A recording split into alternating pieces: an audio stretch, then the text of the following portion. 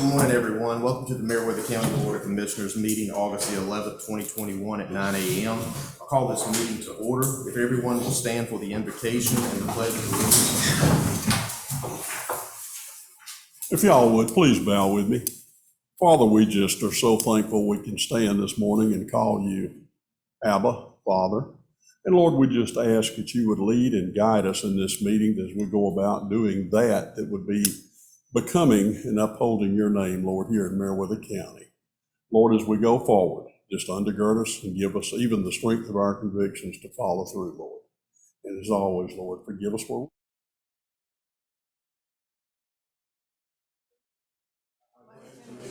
to the flag of the United States of America and to the republic for which it stands, one nation, under God, indivisible, with liberty and justice for all. Please be seated.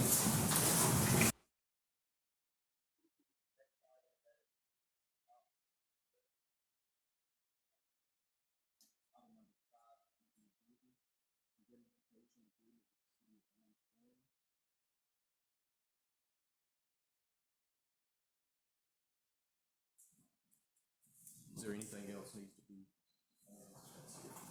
Hearing that, do I have a motion to adopt the agenda?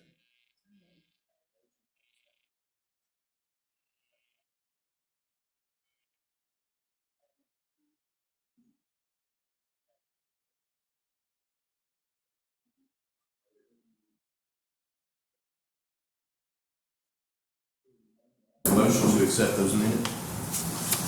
so moved. Have a motion, do I have a second? Second. Motion and a second, all in favor? Motion carries. Municipal comments. I don't see anyone. All right.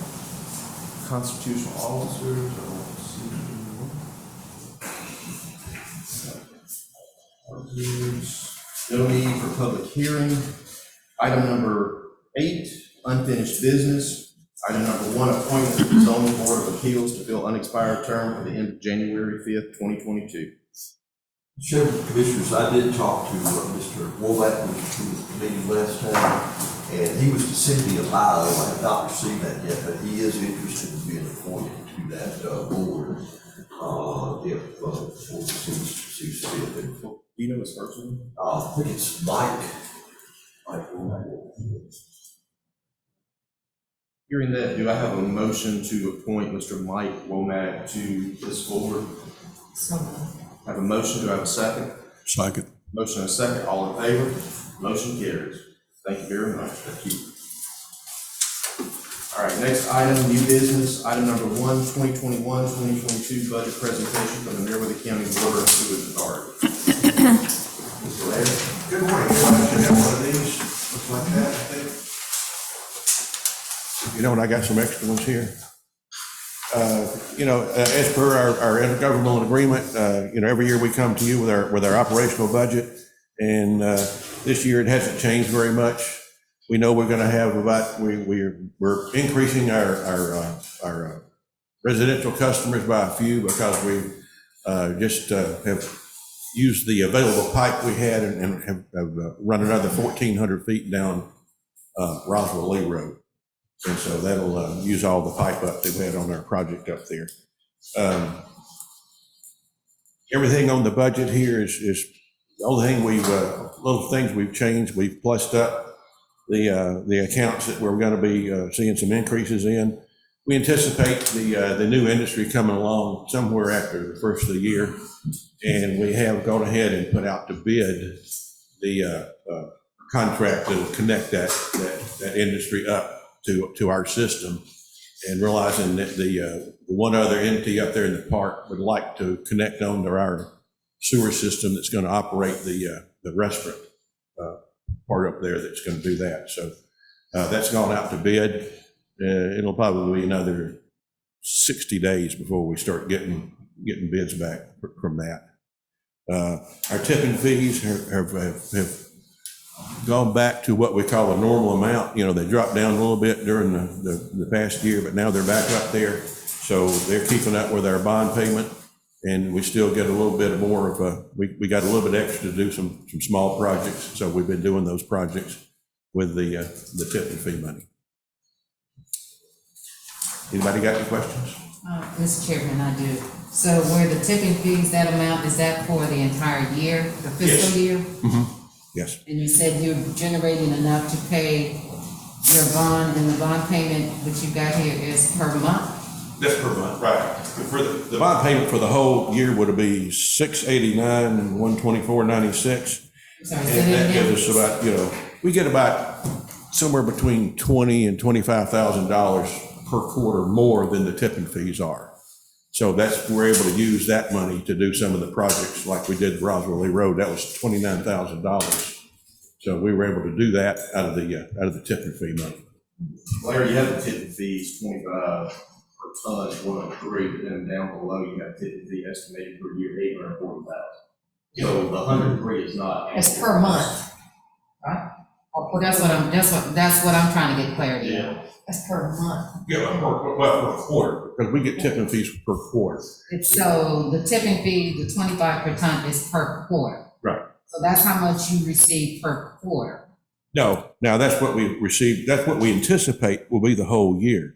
Now, if when you take the $57,000 bond payment times 12, you get $689. So that's the minimum we need to get from the tipping fees to keep our head above water on the tipping fees. 689. Yeah, 689, 124.96 is what that 57,000 times 12 would be. But you're saying that you're getting that plus additional funding. Right. All right, so the total, if you're getting it on a quarterly basis, how much actually are you getting per quarter from tipping fees? Because what you have here does not reflect it. Whatever. Maybe I'm not reading it right. Whatever 4 into that 840 would be. What's 4 into that 840? Well, so you got tipping fees 25 cents per ton, and you got it comes to 103,425. Which would be. That can't be per quarter, and that equal up enough to cover make up the 840. So is it 103,000 per month? You're saying the accounts receivable part of the 261 forward is quarter of that. Our tipping fees run between $210,000 and $225,000 per quarter, Okay, that's what, depending on, what the tonnage would be. But, out of that, we have to pay 3 times the $57,000, which is the bond payment. The 840 quarter was $210.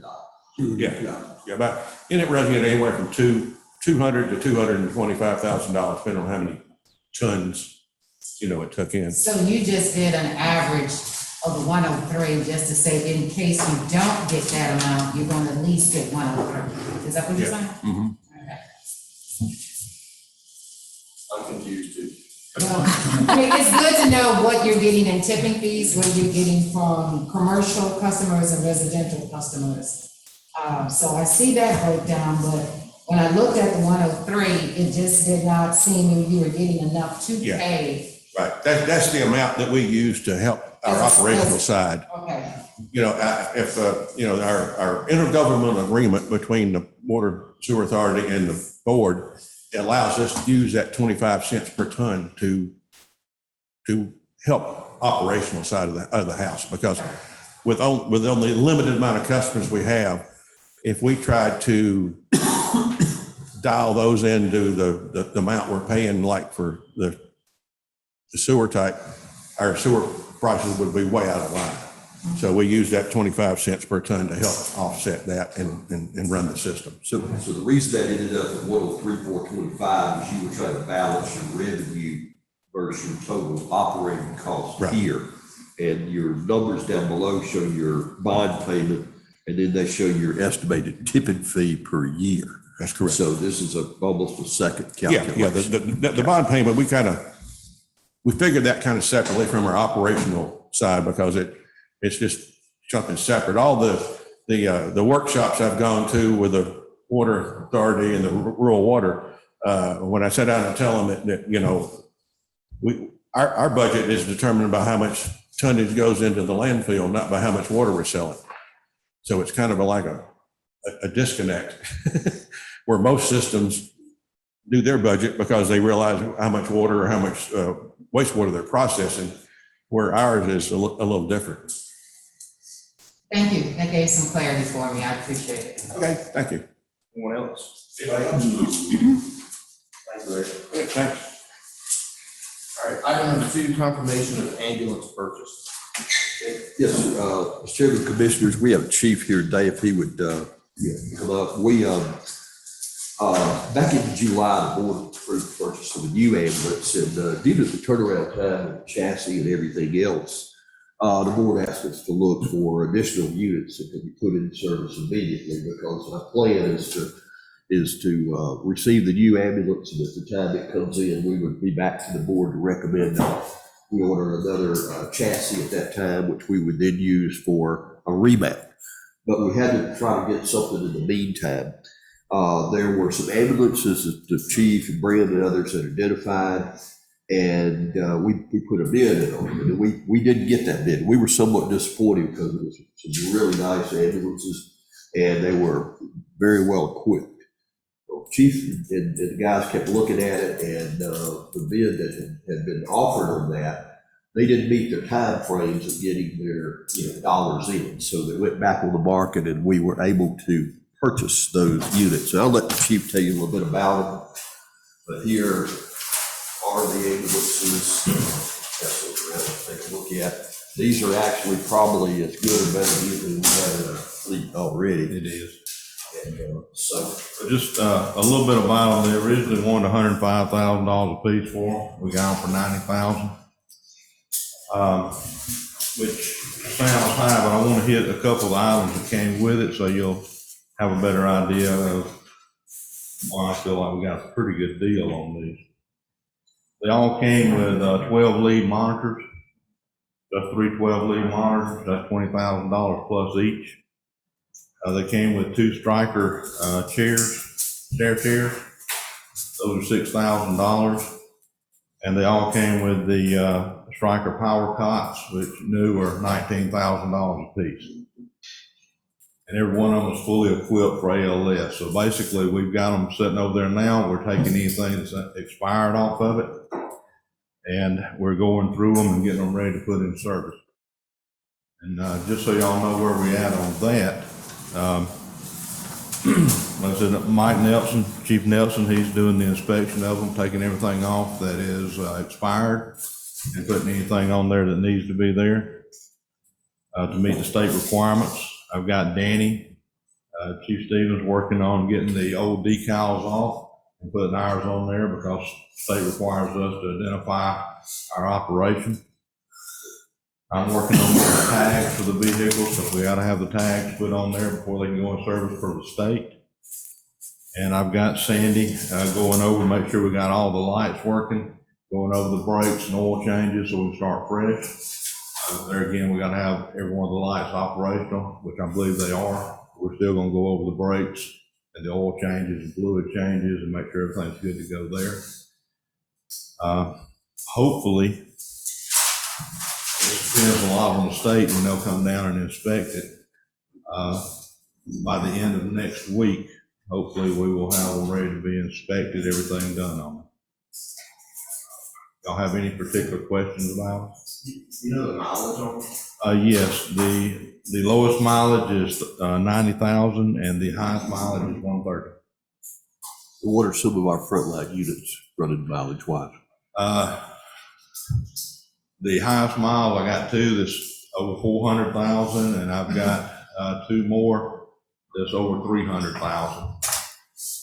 And sometimes it seems like when we're about to get ahead, things happen and we have to take a step backwards. But this right here, this is going to be a great boost to the fleet.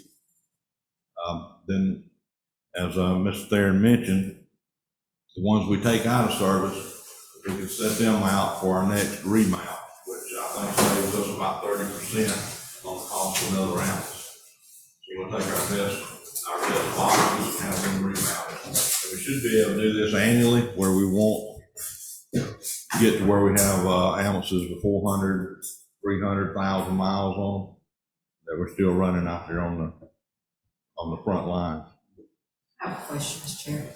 I know the the paint scheme, color scheme on it has nothing to do with the level of service, but this makes us have ambulances with 3 different looks to it. Yep. Will something, I mean, just so there be some consistency and we know that, you know, that's our ambulance or whatever. Like I said, I know that doesn't affect the level of care or whatever, but it just, we have a big mixture. Well, now. that's something that we're trying to go to all red. As a matter of fact, the new one that we have ordered is red. Okay, And that's a color scheme that we want to go with in the future. So okay, that was a benefit too. okay. And the red paint usually costs about $7,000 extra, so, as opposed to the white. So What if they did wrap on the ambulances? That's probably a lot cheaper than the paint. I'll have to look into that. I don't know It's a what the lot cost. cheaper to do a wrap on a vehicle and they last quite a few years. I'll check into that so we can get a standard color scheme. I think the sheriff's office uses wraps too, so yeah, that might And be. then you can make every ambulance the same. So we got the 2 that are navy, Yes. right, and then the Then we have the originals white are and white. orange. Mr. Chair, I'd like to ask a question. So how many currently, ambulances do we have in the fleet? Right now, we have 11 ambulances. We have 4 that are out of service right now. Out of that 11? What's that? You said we have 11 total, but 4 of those are not operable? That's correct. So we only have 6 that we actually run. Seven. Seven, sorry. Yep. And so when we add these 3 in, that's gonna get us back to, Well, that's 11 including these 3. So, okay. That's why we were so close. so then we have 7 that'll be operational. And then one of our front linemen, hit a deer, last Saturday, and it took the radiator out, so we're having it repaired. So That's this, what I'm talking about. Sometimes when you think you're getting ahead, you have to take a step back, but yes, ma'am. so good clarity, so technically with these 3 additional, that gives us total of 7 7 in in operation. operation. Yes, ma'am. And the goal is to have how many in operation? 8. On a consistent basis? On a consistent basis? 8 on the. Eight. On a consistent basis, Yes. that's what I'm saying. What that will allow us is a front line ambulance at every station that has the ambulance crews Okay. and a reserve ambulance. That way we can have better service on it. If we take one out of service to be oil change, tires, brakes, we can step right over into the other ambulance. And the equipment that we got with these 3 ambulances allows us to have 8 fully stocked ambulances now. So we don't have to change equipment, we don't have to change drug boxes, we don't have to do anything. Just step in another ambulance and be in service. This was a good move by the board. You guys did a great job on this. Understanding that the new ambulance we ordered is probably a year out, to be built and get the chassis and everything. This put us into a good position with, kind of a stopgap so we can order that next new ambulance and keep that going on an annual basis. And these guys did a good job of finding not only some used ambulances, but some that were in great shape and already well equipped. Most used ambulances are disposable, so to speak.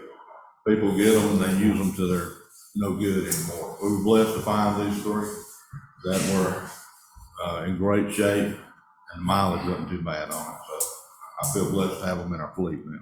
Well, get to where we do have that extra, I would seriously still like to look into doing non-emergent transport to local areas. That's just Medicare money that we can put back, and hopefully if we can do that enough throughout the county to help those non-emergent transport, we can put that money to the side for purchases of an ambulance on an annual basis. Because it should be enough there with the dialysis transport from the hospitals and Roosevelt that they need, and also patients that are in the hospital that need to be transported out for non-emergency testing and things like that. That's just money sitting there waiting. We're having to call outside county to get those transports done. We are looking at that, but our situation is like everybody else. We're just low on paramedics. But the good news is when I came here, we had 4 and we just picked up 2 more. So we're up to 10 paramedics now. Good. So we're moving in the right direction. And if y'all are familiar with the counties around us, they're not faring as well as we are. But non-emergent transport is not required here. That's correct. I will I remember that from about a month ago. It hadn't left. It's just rotating through till we get where we can I do just that. don't want to see that opportunity of additional money being lost that can go for that open annual rotation purposes. I'd like to see it coming into. Is anything else? All right, well, thank y'all so much, and thank y'all for getting those answers for us and for the community. And if you just need to get for purchase those. Okay, so do I have a motion to confirm the purchase of the ambulances? Motion to confirm. Motion and a second, all in favor? Motion carries. Thank you. Thank you. Item number 3, discussion of equipment for maintenance of dirt roads. Chairman, Commissioners, we have, of course, Bill Crawford here this morning to answer any questions that you may have with the two of us. Under our current T-SPLOST program, which our dollars and collections are doing well, we have concentrated on improvements to dirt roads per the direction of the board. You guys said you wanted us to look at the dirt roads, and that's what we've been working on. Currently, we have 3 dirt roads under paving contract, and we have received 2 new applications that were submitted last, I think at your last meeting, and we'll have those back for your consideration at the next meeting. And with projected T-SPLOST funding, after we finish these, we might could pay 4 or 5 more roads, and this kind of depends, maybe not to be dependent on the length. But what we will not be able to do is have an impact on the remaining 200+ miles of dirt roads. And another option is, of course, to invest in equipment and a crew that's dedicated to reconstruction of dirt roads, not just routine maintenance. Bill's had crews up on a road near Luthersville that the road is in terrible shape. I mean, they don't call a lot, complain a lot, but that road is in terrible shape. And it was beyond just routine maintenance. So what we needed to do is to go back in and rework that road. And that's what they have been doing. And when we get through, that road's going to be in a condition that it can be maintained without, and make a difference in it. With routine maintenance and responding to potholes and weather-related calls, doesn't do anything for us except keep our roads just status quo. That's not really where we want to be. Cleaning ditches, replacing non-functioning drainage pipe, and returning the road to its original profile, we believe will significantly improve the dirt roads and reduce our maintenance costs, of course, going forward. There's a list of equipment here that's needed, which could be covered under T-SPLOST funds. And I'll ask Bill to come up and we can talk about all of this. In addition to that, in the bottom paragraph, we also would ask the board for consideration of an asphalt recycler and hot box. This would come out of SPLOST funds. Down across the airport, we have a tremendous amount of millings over there we have stored. You have a hot box and an asphalt recycler, we can turn that back into asphalt. And you can put it out on the road and spread it, and it looks good for a day or two, but it's actually lighter than most times than gravel, and it'll just fly away over a period of time. But if you recycle it, you reheat it, you can actually use it, and will reduce the amount of asphalt that we have to buy. Then we run some numbers, and it wouldn't take but just very few years to pay for it out of savings of asphalt purchase. So little less than 2 years you pay for it with just not having to buy asphalt. So the total that we're looking at here, and we could go over these in detail, is about $350,000 on T-SPLOST and about another $50,000 on SPLOST. And looking over at the equipment, we would be looking at correctly. We'd be looking at a skid steer mini excavator that'd be dedicated to this crew, single axle belt truck, a water truck to be able to try to deal with the dry conditions. If you don't get water on the roads, you can't get compaction. A profile packer, and that you need 2 of those. And we also looked at a vibratory pad foot roller. Right now, we don't have any compaction. And then, of course, outlined in the other color is that asphalt recycler and hot box. So we wanted to ask the board just for your consideration on that today, and we'd be happy to answer any questions. Bill, anything else you want to Yes, with the weather we've had now, we're not having a moisture problem, but early spring, we'll be out calling on the road, and they just scrape, go in ditches, and that's how much dust on the road. We didn't have any moisture. They don't have any equipment to compact that back. So with a water truck, they can add moisture to it, do what they need to do, and with the profile packers, rubber tire things that go back on motor grader, and they let them up to there, then they can compact that road back, and you've got a decent job. Now we've got more rain than we need, so now we're fighting the opposite problem we had this spring. But, the water truck may not be used every day, but it definitely gives tools to work with in very dry conditions.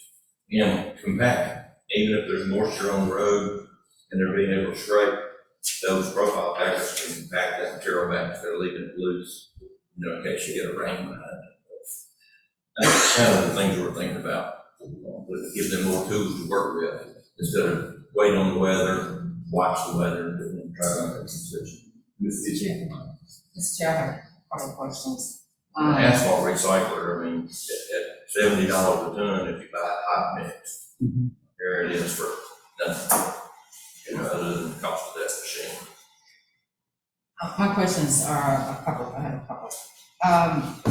So this would be a designated crew just to work on the dirt roads per se? Well, the water truck and the profile packers and the vibratory compactor will give existing crews the tools they need to do a proper job. Okay. So like the profile packers, they'll be on back up a motor there. They can fold them up, they can let them down when they need to roll the road instead of waiting on the car traffic and people coming home from work, to try to pack the road. So now they'll watch the weather. And if they got more to, they'll scrape it, and they'll hope that we have 2 or 3 days that car traffic goes up and down the road, and hope it doesn't rain. If it rains right behind what they're doing, then you got a muddy road, they got to haul that rock. So that's what the compaction is. As far as the equipment, I understand the need for the equipment in order to do a better job. What I'm wanting to know is, in the process of this, are we also looking at a designated crew that would have the training and the expertise to operate this equipment as well as do? We have existing crews, the motor grader crews, so some of this equipment will go with them. Okay. And we'll do the training as far as moisture and compaction. But it gives them more tools than they have now. Well, I understand that. And then the skid steer and the excavator is for an additional crew that they have. And it'll give more mobility. Instead of having this one crew floating around all over the whole county, running a mini repair and drainage, you'll have 2. And that is the existing crew. That's it. As I remember when former Commissioner Hines was on this board, he also emphasized having a crew that was very specialized in working on the dirt roads, since we had so many dirt roads, and we know all the dirt roads are not going to get paved. So you're going to have the equipment. I'm also just wanting to make sure that we have the proper staffing to utilize this equipment. And you're saying we've got enough staffing now to be able to do this? Sure, if I can answer that, part of the equipment will go to existing staff, but if we were really going to concentrate like we've done, probably going to have to add some specialized staffing, as you're saying, because what we like to have is we like to have the crews that are out doing the regular maintenance. Right. We'd like to have this crew that goes in, because right now, Doing reconstruction. yeah, the roads have lowered over time, and they're about equal with the ditches. So the ditches fill up, drain well, water runs into the road, and that's where your problems are. So we need to go back in, reprofile the road, lower the ditches, fix the cross drains. Your ditches being the same level as your road, that's why they're so easy to sand in and whatever, Yeah, until it's drained. So we're talking about, and they just almost finished the road. Was that Dunlap Road? Was that Dunlap?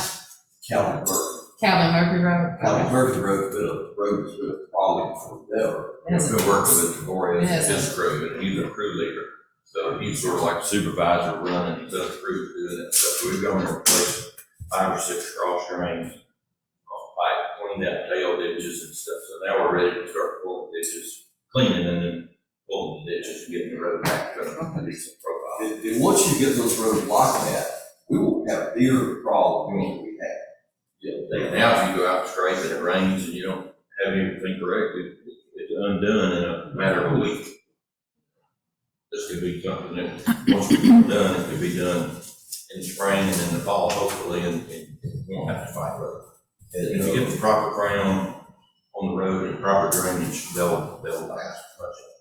The amount of dirt roads we have, having a crew that's dedicated just to that, see the benefit of that. Number one, they're doing the same thing over and over and over. They're not all of a sudden having to jump over here and do something else. It seems like it would make sense that we could become better at maintaining these dirt roads. And I understand if we get them all to the point, like you said, then the maintenance wouldn't be as great.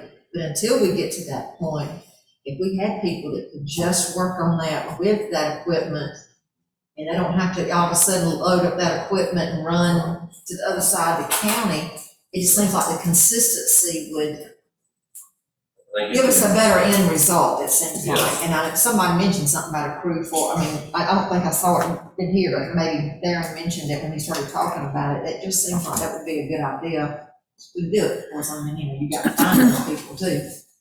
We're trailing, I'm talking about doing, maybe not change the way we've got all crew leaders and the people named, but take 3 of the motor graders and do general scraping and maintenance. Take 1 of the motor graders with the reconstruction crew and mini skid steer and the dump truck stuff. And let that crew just start doing the rebuild and redrainage. And the other crews will. Seems like we might could get a better handle on it if we did that. It's not gonna change unless we do that. It won't be instantaneous, because we'll have to, work along the roads, but we can take some that are historically, problem roads and churches, a lot of residents are like, all The asphalt reclaimer or whatever, that just sounds like almost a no-brainer there.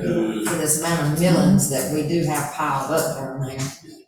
I was gonna ask about the new surfacing that we use, so there's a combination of asphalt, concrete, all this other stuff. With those millings being melted down, is there a way that particular combination could be mixed to take it even further? I don't know if we have the equipment to do it, I know that would melt it, but if we could do that process ourselves and utilize those millings to add all that other, we could probably take it even further. Yeah, I think it would be, it's really a lot more right idea, but I think it would be difficult to do with the full depth reclamation, because you gotta have a grinder to grind all of that stuff up. You gotta have a soil test done to tell you what the formula mix is. That'd be a pretty extensive job. But what we could do is a lot of things that we patch, we can patch cheaper. And, I asked, I'm a nerd, that's why I asked. I understand. But you're always thinking about that. A load of coal mix is about $1,600. So if you've got that reclaimer, you don't even have to purchase anything other than a reclaimer. So over time, you're gonna pay for yourself. If you go to the plant and pick up asphalt, you're gonna be paying, roughly $65 to $70 a ton, depending on what's going on in the economy, per ton, so if you multiply 70 times 16 on a tandem load, that's $1,000, maybe a little bit more. So with the reclaimer, it's, to get 16 tons, it's really not costing more. Yeah. Mr. Chair, and to this board, I do want to also bring to the attention, as we expand our fleet of equipment, we also may want to consider where we're going to store this location-wise, because the present location, we got the land to expand public works. We do it, I think initially we had talked about further behind this, but we also need to consider where this equipment's going to be so it can be stored, it can be secured. We never want a problem with this type of investment over the years. Where is this equipment going, and the maintenance of this equipment as well. Well, we of course, a lot of the equipment while we're working is going to remain in the field where we don't have to move stuff around. When you get into, like the wet winter months and we're doing other things, would be nice to have some kind of pole barn structure or something there to keep it under inside the gates at Public Works. So that would be my thought, rather than just leaving it out in the moisture. Yeah. I do have a question, look here. In the past, I have noticed we've used that logo to move a lot of small equipment from time to time. I've seen Bobcats on there, I've seen other things. With this, the idea of the crew concept, do we have trailers that can go behind, say, tag-alongs that will fit behind that dump truck where they can just move that equipment out there? I've never seen them. We have the, one small dump truck that was recently purchased a couple of months back, and it has a trailer behind it. We have another small tag-along trailer that they move it between tandems, sometimes to pull backhoes and different things out there. So we could just become part of this right here. And the other good thing about putting another single axle on there to pull the small equipment with, it frees up the tandems that can haul material and probably make the job duration a lot shorter than, right now they pull out with a tandem, have to drop the trailer, use the materials on tandem, maybe come back, get more material. Or when you're using that logo, you time it on the man. And the lower way, won't really be needed that heavy unless you're moving a big excavator. That was all. Well, just so I understand fully, on the recycler and the hot box, will we use that on existing roads that are paved with potholes? Yes, ma'am. Okay, so what we're doing now, and I had a question recently about, did we change how we were addressing potholes? Did we go from a hot mix to the cold pack? And I'm assuming that we did. Typically, we use a pothole patcher during the summertime or cold mix during the winter, because cold mix can be applied with water in a pothole. Okay, So it doesn't affect it. Typically with a plant mix, hot mix, you can't do that when it's wet. It has to be dried out and you apply tack. But it'll give us the ability to have hot mix and put in probably some more substantial patches. okay. So are we still doing the round patches? We discussed some years ago about cutting it out and doing the square. If that's not in the base failure, we can do the square. If that whole section's alligator and then under base failure, you're wasting a lot of time and effort. You try to square patch, honestly. Because it's just gonna It's pop more back stable, up. but the square is more stable than round. And it'll stay in longer under traffic if you square it up, bottom, sides, and If we've got sections of road that are failing, base failure, that are bigger than just being able to patch it, we've been adding those into the, our LeBig, when we do the LeBig contract, we've been adding those in. In fact, we got a couple more we talked about yesterday that we're gonna bring back with a change order, just to have the company, while they're there, fix that patch, because, big culverts yeah, being replaced. right, over the top of them and things of that nature. So what we're asking the board today is if you guys are fine, we'd like to move forward with getting our bids in. I know Bill's been working on some numbers, and Bill, and we do think this would make a world of difference. And the quicker we can get everything on, the quicker we can have it ready to roll and hopefully make some So you're difference. asking us to approve the $333,000? I'm just asking if you guys would allow us to go ahead and get the bids in and bring those back to you guys. Those are just estimated costs. They're pretty close. The actual. So I have a motion to allow for RFP. So moved. All right, is it RFP? It would be just bid proposals. Do I have a motion for bid proposal? So moved. Do I have a second? Second. Motion and second, all in favor? Motion carries. Thank y'all. Thank We you. appreciate that. I need to make a huge difference. Yeah. And it'll impact all of our dirt roads. More tools in your toolbox, That's right. Plumber doesn't have any tools, you got to fix it. Thanks, buddy. Item number 4, discussion of Georgia Smart Communities Challenge. Mr. Chairman, Commissioners, this is a program where it's through, I think, Georgia Tech. It does not cost us anything. They will come in and work with us on, various issues that the county is and the cities are facing. Woodbury is working on this, and some of us went down and met with them and heard the program, and they're anxious to have us as a partner there as well. And once, we get on board with them, we'd like to maybe have them come in and we can talk about things we need in the community, I think some of their focus with Woodbury is to how to get communications out and about to different communities.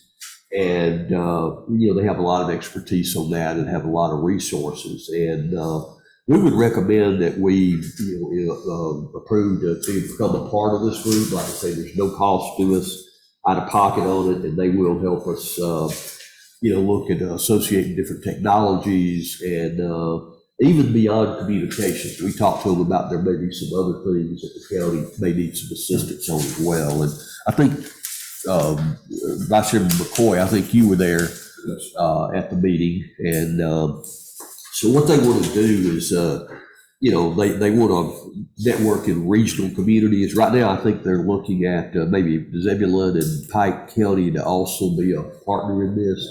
And it would really initially would be to look at, internet and connectivity there. That's what we're looking at with broadband. That's right. And so, we think it's a good idea. I mean, they'll help us with a roadmap. I know we've heard of 3 different technologies of how we can get internet into our community. There's the disc, which is kind of beaming to site. There's running along the poles, which some people are trying to do. And then there's a thing called Starlink, where they're trying to get enough satellites up into orbit. I don't know which one of those technologies will ultimately pan out, but it may be like the old video disc and the tapes. You probably won't see a lot of all of them until one takes over. But the quicker we can get something out to the people, I think the better it's going to be. So we'd ask that we become a party to this group and work with them and the city of Woodbury on just. And one of the best things in that meeting was too that Georgia Tech is one of the top engineering schools in the state, and they actually provide one of their professors that is heavily involved, and they're assigned to the area to help. So you have that expertise from an actual Georgia Tech professor. All 3 of us were there at that meeting. Yes. Sounds good. But again, it doesn't cost us anything. Anyone have any questions? Hearing none, do I have a motion to allow us to move forward? Have a motion, do I have a second? Second. Motion and second, all in favor? Motion carries. Thank you. Item number 5, indemnification agreement with the city of Warm Springs Panic. It's all on earlier. Yeah. I'm here. Hey, can we unmute Patty? You there, Patty? I'm here. All right, go ahead. The city of Warm Springs, as y'all may know, is in an emergency situation. Qualifying is next week, and their city clerk is unavailable, I'll say. So they have asked if we'll do their qualifying. So that indemnification clause is just what Nathan had wanted in place in order for us, and I myself, he has looked at this and agreed to it, so that we can conduct their qualifying. The only thing that will change with their qualifying is the location. It will not be in Warm Springs. It will be here in our office. Okay. Thank you very much. Anything else you need to add? No. Thank you. Hearing Thank that, you. do I have a motion to allow this indemnification agreement with the city of Warm Springs and allow the chair to sign? So moved. Have a motion, do I have a second? Second. Motion and second, all in favor? Motion carries. Thank you, Ted. Next item is report from the financial director. Mr. Chair, you have 3 reports in front of you. Bank balance, general fund is at 2.1 million. Add to that, the amount we have in the state treasury of 2.05. So we've got over $4 million in the general fund to last us until, to the end of the fiscal year. So we're in good shape there.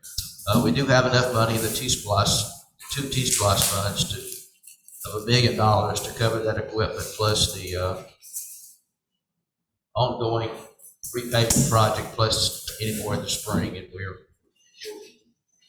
turn over 2 more pages to the T-Splosh averages. We're bringing in, first 7 months of this year, we're bringing in almost 105,000, which is 12 more than what we budgeted. So we're in real good shape there as well. If you turn back to your SPLOST page, we're running about 30 grand a month to the first 7 months of 2021 over what we budgeted. So just keep those in mind as we go forward with projects and those kind of things. I also would like to mention that we need to have a couple of budget hearings in the month of September.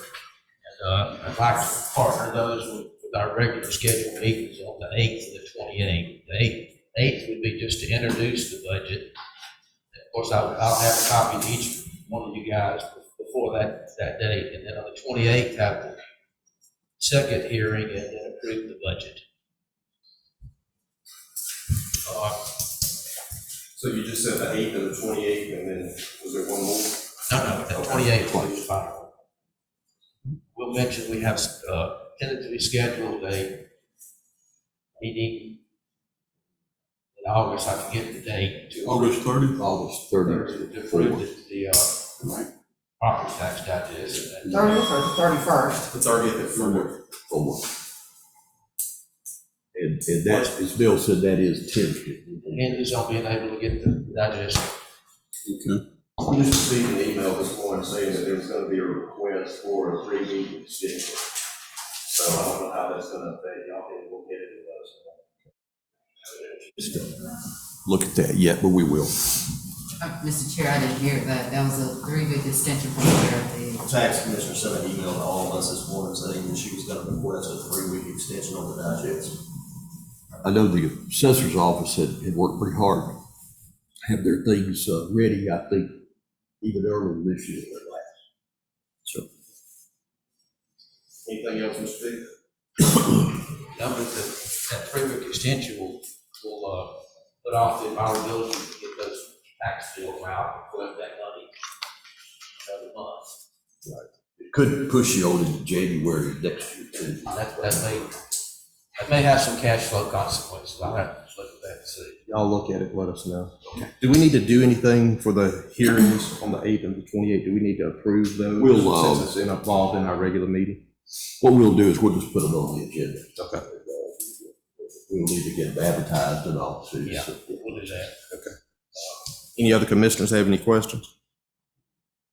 Thank you very much, Mr. Bill. All right, report from County Administrator. yes, sir. Susan Pritchard came, we talked about a few things about with the large animals.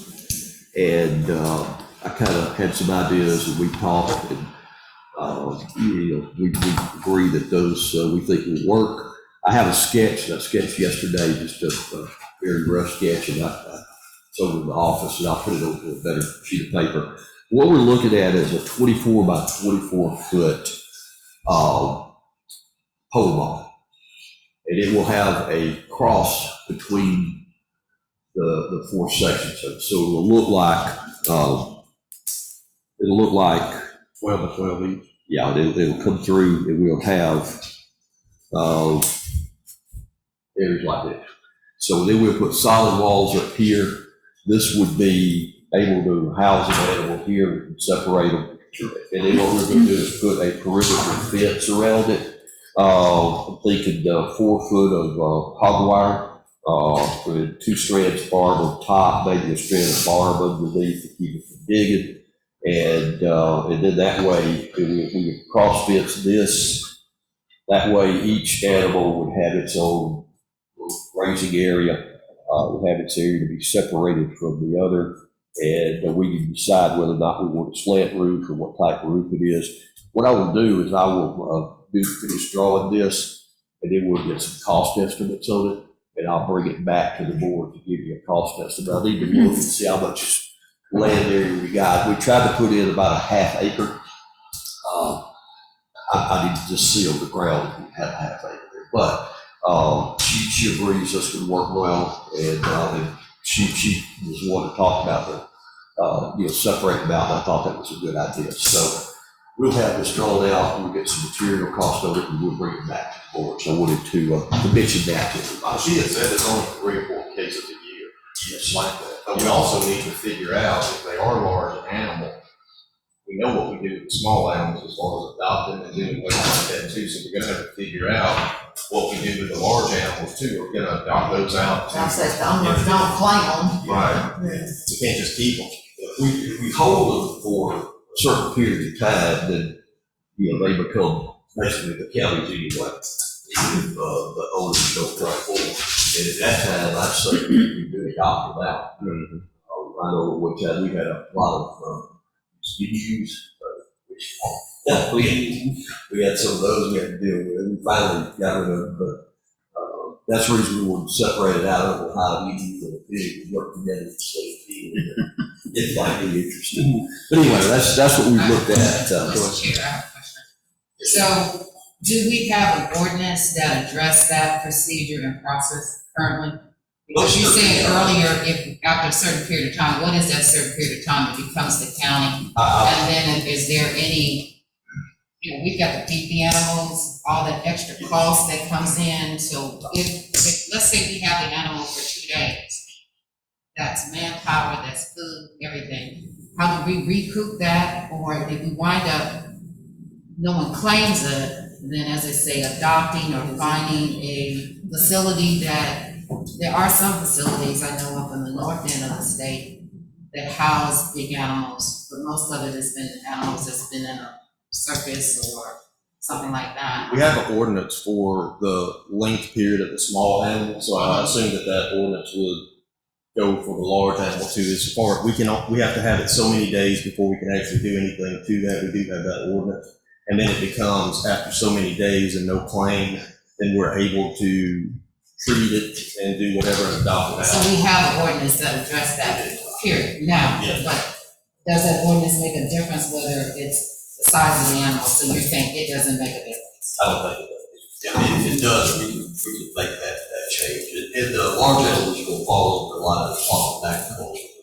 Right, that was gonna be my next question. Okay. And we can probably get full assistance on the cost of this too. We just have to get it. Well, a lot of those large animals can go to the auction barn. Yeah. You can recover right then. Right. I think you'll have an interest unless it's something that's really exotic, but, I think You gotta have somebody, a way to haul them there or somebody to haul them. That's another thing Susan said is we need a cattle I trailer. think we're gonna get a trailer with this. Yeah, I did talk to Susan, because catching the dog and catching the cow is a whole different story. She does agree that she would continue to help us with it. What I'd like to do is get an agreement together with her. Maybe we compensate her at least for the cost, and she identify us from any issues. And she has a trailer, and if I was a cow and I was running, I'd just do what she said and get the trailer. Logan takes a special talent. That's right, it sure does. So anyway, that's what we were looking at that. I met with Mike Stewart, who's down in Manchester on the ARPA. I attended the Airport Authority meeting. I sit in on a couple of budget meetings, but I didn't get to meeting, and Bill did a good job on those. With an IDA meeting, I'm working on the solid waste issue about recycling and picking up. And I haven't just finished that yet, but we will work on it. We got the ratio study in from my tax digest from the Department of Audit, so I just received it this week and had a chance to look at it, but I'll take a look at that and see where we are. I would like to set up meetings with the cities at some point here in the not too distant future to talk with them about the ARPA projects that I think. Because there may be a lot of things that we can partner with and maybe use some of their funds, some of our funds that might benefit a lot of people. If you guys are okay with that, I'd like to start trying to get that done and just come to the table and talk about it. Air show is going to be October the 16th. I just wanted to mention that. We'll get paperwork in. That's the Lloyd. Yes. Yeah, we'll be doing that again this year. The last thing I want to talk about, when we start into this ARPA funds, and I'll gather some more information, depending on the projects that we have, we might be able to file for a CDBG grant. And I'm getting the question answered right now as to whether or not the ARPA money could be used as a match. If it could, we could extend our resources on water. We had a CDBG grant. I can just use, for example, water. You can run water in the areas that meet the criteria. Usually you pick up $500,000 back. So that may be worth something worth looking at. So I wouldn't suggest that. I'll look up the CDBG timetables and we have that discussion with the decision. That's all I have. Any commissioners have any questions? Hearing none, we'll go to the next item, report from county commissioners. Commissioner Hines. Thank you. Yesterday, I was able to attend Commissioner Richard English homegoing. Commissioner English was the longest serving commissioner in the state of Georgia that was acknowledged by Governor Kemp. He was elected in 1978 and served District 5 for 43 consecutive years. Commissioner English was in the midst of his 11th term as the Commissioner Vice Chair for our Troup County. So just recognizing his service, not only has he served as a commissioner, but he was also in the military. He was a man who dedicated most of his life as a service to the community, and not only to Troup County, but to this region as a whole. So we're going to miss him and just wanted to acknowledge his service to this area. The other thing I want to bring up once again is roads. I do want to hear from the board on, or each commissioner, on your outlook on this thing with Primrose Road, and I think there's three other roads that still haven't been serviced. It's been a year now since those roads were initially starting to be paved, and it still has not been done. I understand the company's gone. I understand we now have a new contract, but it's a year and nothing still hasn't been done. I understand that Piedmont Paving subcontracted this out, and now we have a new subcontractor, but we're still in the same situation. And I know Commissioner Plant, you and I share Primrose Road. Yes, ma'am. I'm not sure whether you're getting the same amount of calls I'm getting, but I just would like to hear from the other commissioners, your input. What do where else do we go from here? Because this is, you do business with people, and I'm not saying that Piedmont's not done a great job for the county, but if this process is going to take this long to get it done, then where does that leave us? I've actually talked to a couple other counties that are having the same issues with different paving companies. It's just because there's such a demand, the time, COVID has set so much back, funding has been involved. I agree, I wish we could move forward quicker, but I don't think there's really anything we can do. We're at the mercy of whoever we have to contract with. Well, and I hear what you're saying, and like you, I also reached out to other counties to see. I think one of the things too, maybe when we're with the smart community, is coming up with a way of communicating and have a more effective way to get information out to our citizens, so that they can understand, part of the dilemma. Some will take the information in a very positive way, and others are not going, no matter what you do. But I think there's got to be a better way to communicate, and one of the things for Primrose Road, because there's so much traffic, as I mentioned earlier, it crosses over 27, it crosses over 54, and the amount of traffic. So whatever has been done, it's going to be worse now because it wasn't completed the first time. And it's really getting to be a hazard. I'm just concerned. I really have some serious concerns. Piedmont does get a lot of our contracts. I realize what you're saying, they subcontracted that out. But that's not really our problem. No, it Seems like Piedmont needs, maybe they need to stop working somewhere else and get this finished, though. It's been this length of time, or maybe they don't bid on anything else for us. And I know they've given us good bids and good work, but They won the RFP, right? Yes. It is a specialized process. There was a gentleman in South Georgia and a company in North Georgia. There's about 32 in the state that used it. The guy in South Georgia just retired. He just stopped working.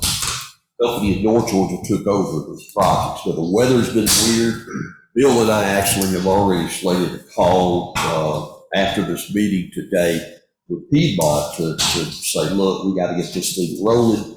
We want to get everything started because we're into about halfway of the contract on our current, and we've still got the southern. What happened with them last year is they just simply got weather caught.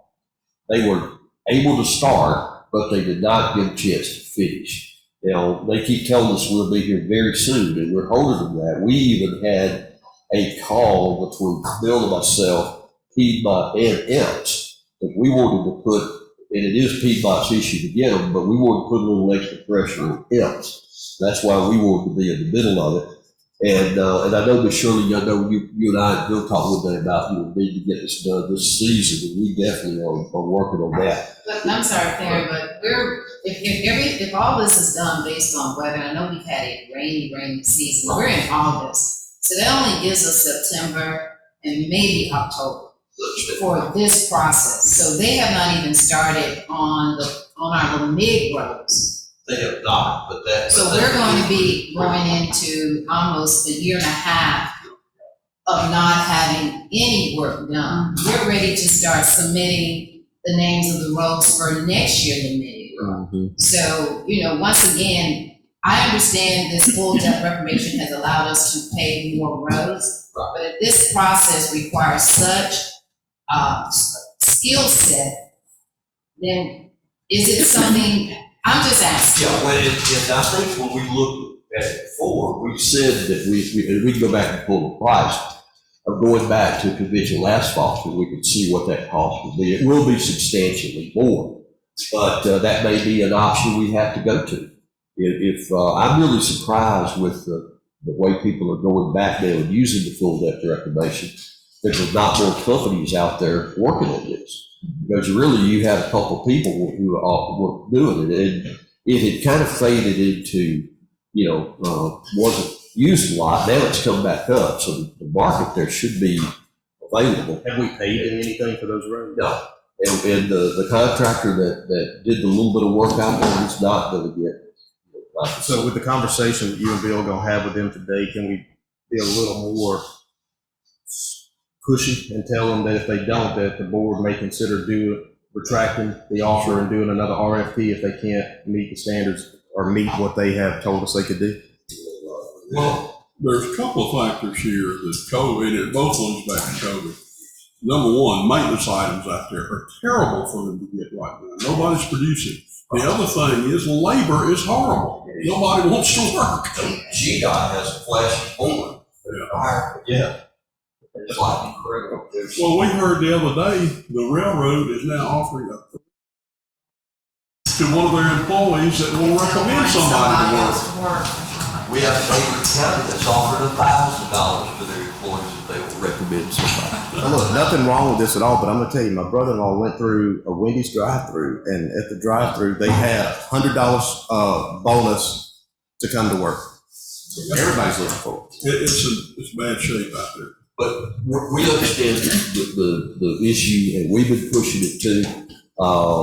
We didn't have this topic on the agenda, but yesterday Bill and I did talk about calling them, and we're going to call them since the meeting's over. We will ramp up. But I do think they need to know that the board's getting frustrated with the time frame. We understand the things that are standing in place, but if they can't step up to the commitment, then we may need to look at different avenues to see if we can get it done quicker.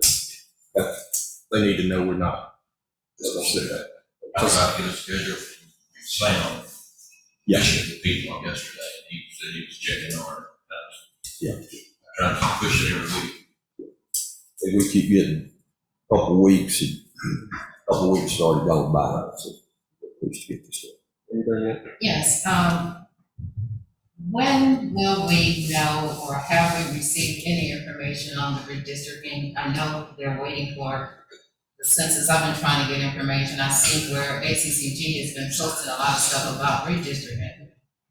But have we received our numbers yet from the census? Because we can't do anything until you get that. I think the numbers were originally set to be like August 16th. I think they said they're going to have it August 12th. I think that was the email that came in just the other day.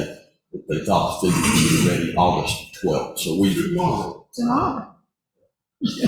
So I haven't seen them yet, but that's, and then once we do that, we'll start looking at, I would imagine that ACCG will likely have some seminars and some other stuff on that process. And as soon as we get numbers, we can start to look at it.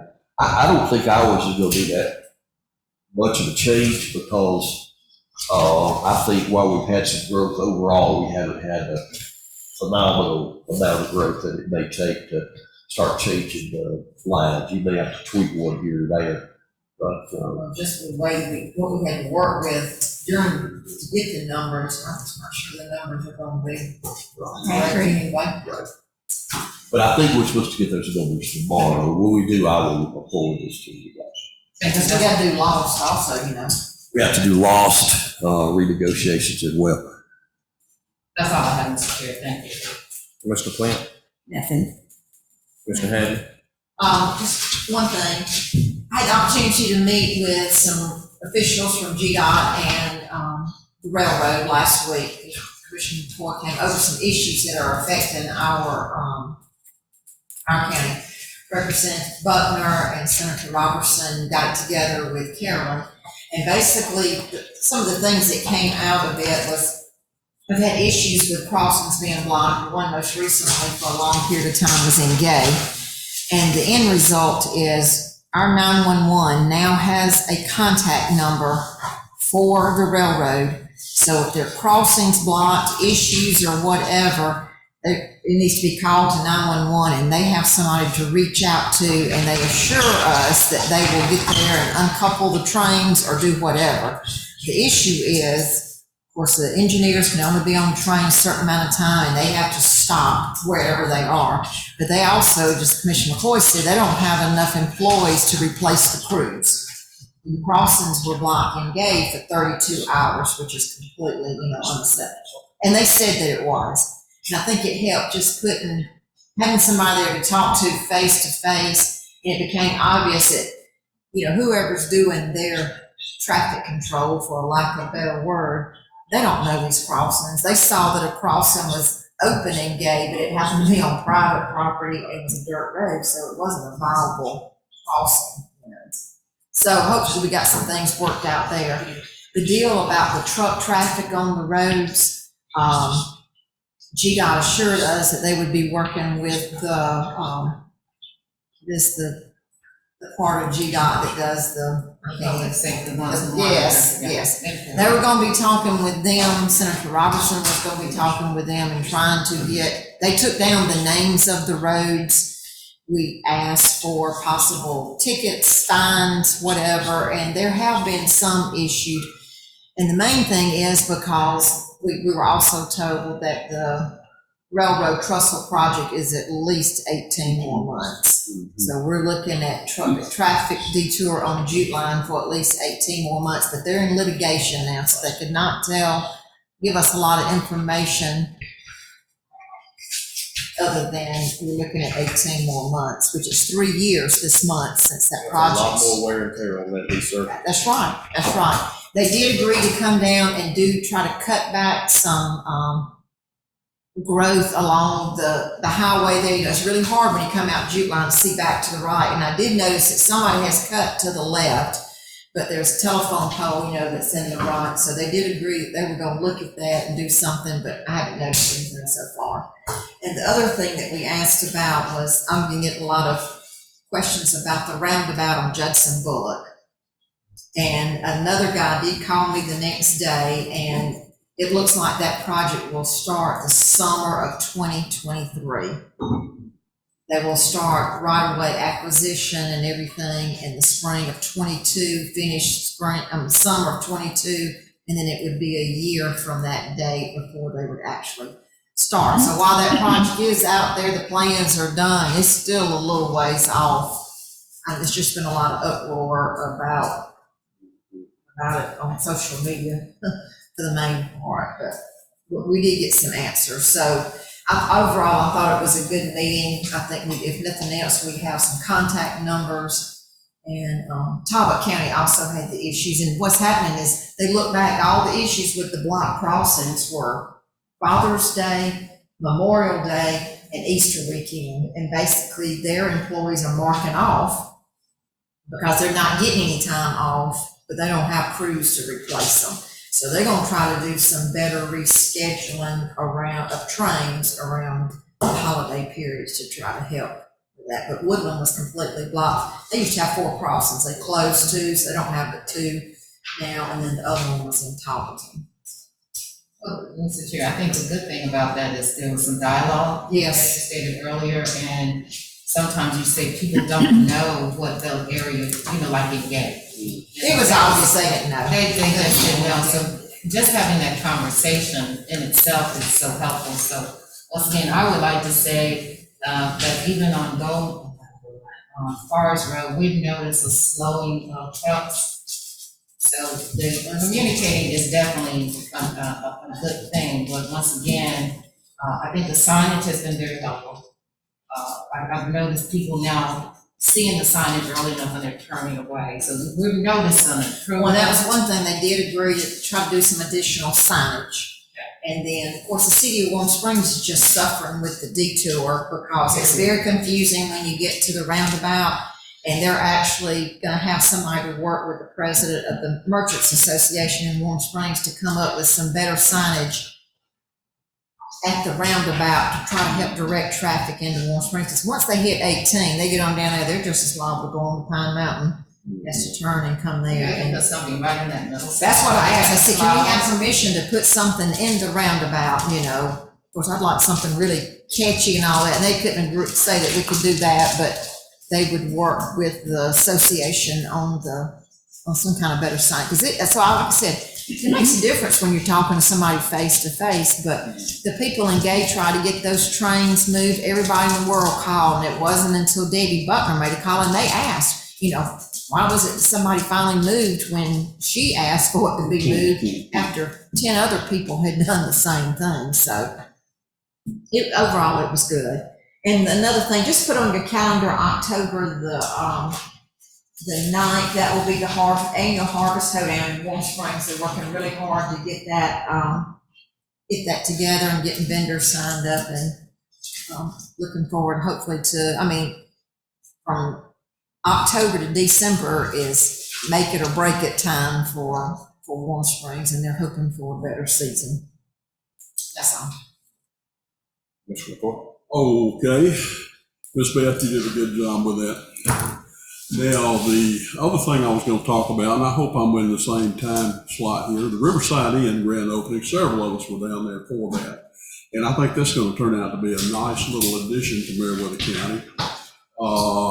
The place looks phenomenal, and they are moving people down to the river in their kayaks and what have you. So I thought all in all, they had a decent grand opening down there. And it seemed like there was quite a bit of interest in the people that came by. Now, on the flip side, roads. I guess just to sum it up, we're having problems anywhere from washout to beavers.